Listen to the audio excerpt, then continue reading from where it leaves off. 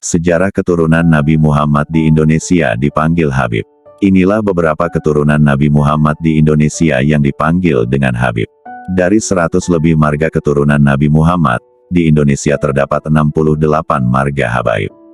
Sejarah keturunan Nabi Muhammad di Indonesia dipanggil Habib menarik untuk diketahui.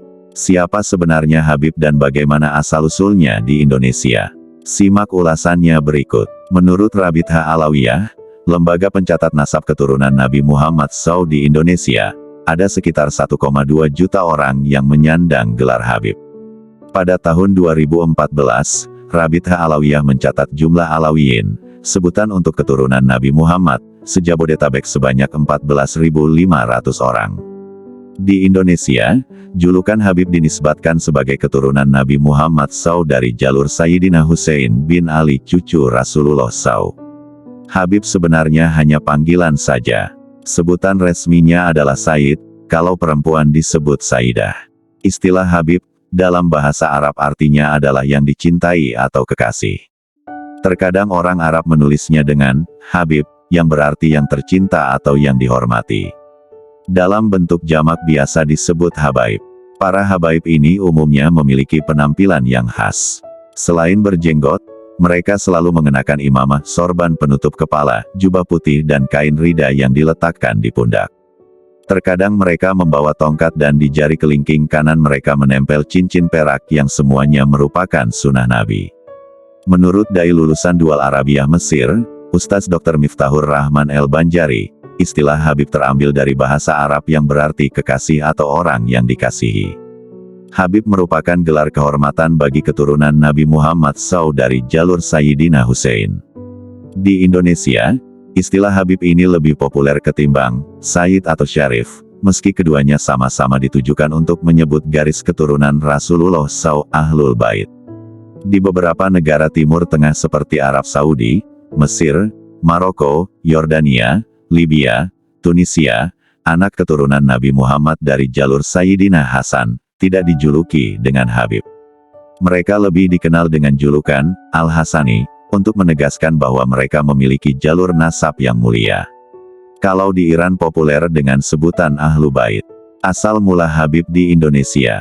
Umumnya keturunan Nabi Muhammad SAW dari jalur Sayyidina Husain lebih senang menisbahkan keluarga mereka pada sebutan Alawiyin atau Bani Alawiyin. Keturunan Alawiyin inilah yang sering dipanggil dengan Habib. Asal mula keturunan Nabi Muhammad SAW di Indonesia bermula dari kedatangan Bani Alawiyin dari Hadramaut Yaman pada abad ke-13. Menurut Musa Kazim dalam Sekapur Siri Sejarah, Alawiyin dan perannya dalam dakwah damai di Nusantara, sebuah kompilasi bahan, para Habib Alawiyin keturunan Rasulullah SAW tersebut datang pada abad ke-14 M. Pada periode tersebut, dakwah Islam berkembang sedemikian rupa sehingga tersebar di seluruh penjuru Nusantara, bahkan di Asia Tenggara. Perkembangan tersebut mencapai puncaknya pada abad ke-15 hingga abad ke-17 M. Jika diulas ke belakang, kemunculan Bani Alawiyin ini bermula dari hijrahnya Imam Ahmad bin Isa al-Muhajir, generasi ke-8 keturunan Sayyidina Husain cucu Rasulullah SAW, dari Basra Irak ke Hadramaut.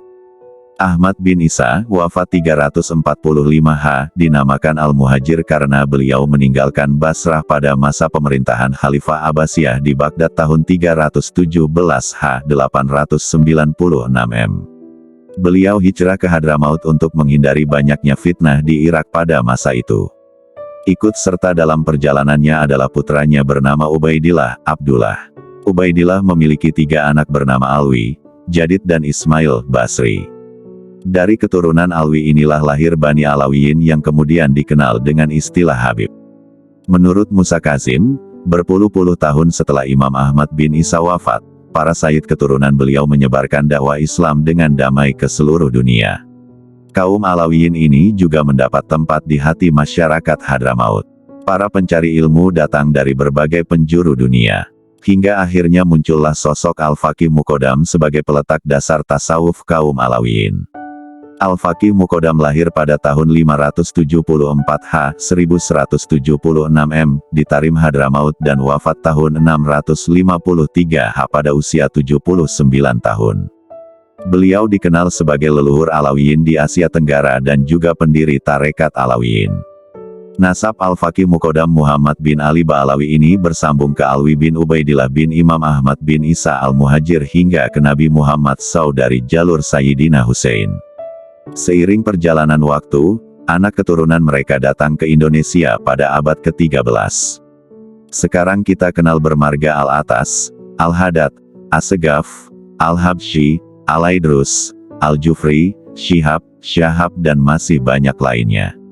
Rata-rata para habaib yang ada di Indonesia saat ini merupakan keturunan Nabi Muhammad ke-37 atau ke-38.